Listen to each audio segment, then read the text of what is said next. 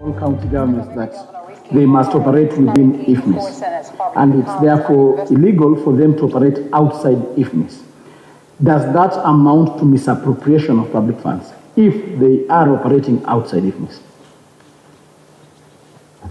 Well, Section 102 of the PFM Act is very clear that counties could prepare both manual and electronic formats of their whatever, but their financial statements ought to agree with one another.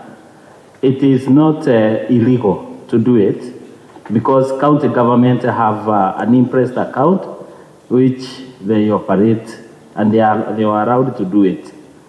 But it's a requirement of the National Treasury that all payments be done through the IFMIS system, because we emphasize on the Treasury single account.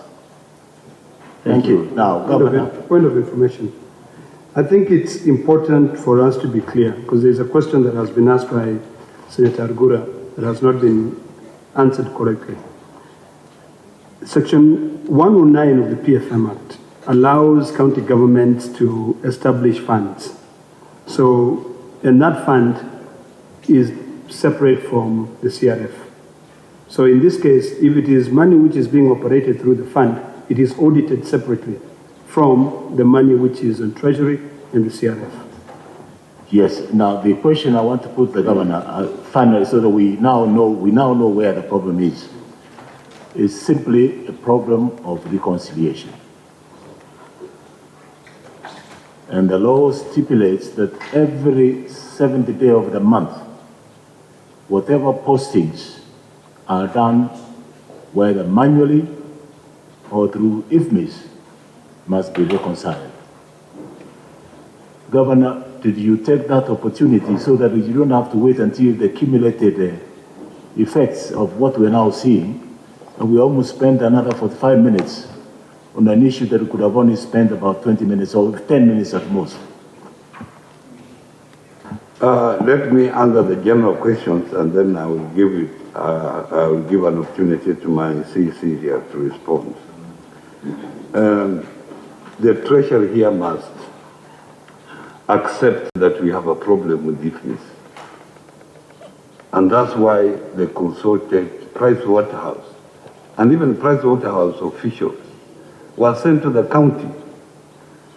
You could not send people to the county if there is no problem. There must be a problem. And that problem must have been initiated from somewhere. Otherwise, you don't go just a place to inquire if there is a problem. So this is a problem that has been there. And secondly, I'm very aware that there is one account, CRF, one account at Central Bank.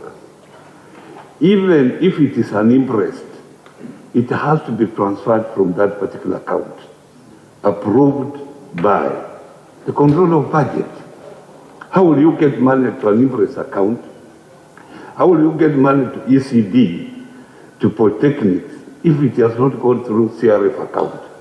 And if the control of budget has not approved. So the question of that money is collected, spent at source, those are theories. It can't happen. How will it happen? And we have only one account at Kenya Commercial Bank, that a collection account.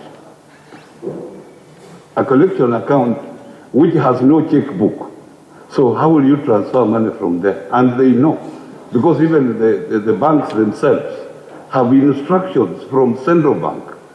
They cannot allow any money to come out of there unless it is going to CRF bank at Central Bank.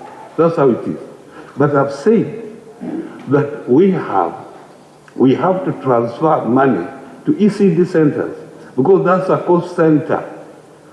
And this money is transferred from CRF account here, and it has to be approved by the control of budget. But when the ECD is spending the money, they are not on IFMIS. So they have to spend money, make returns. Those returns have to be entered through the IFMIS. More on that story on our subsequent news programs with Elizabeth Mutuko. Now let's proceed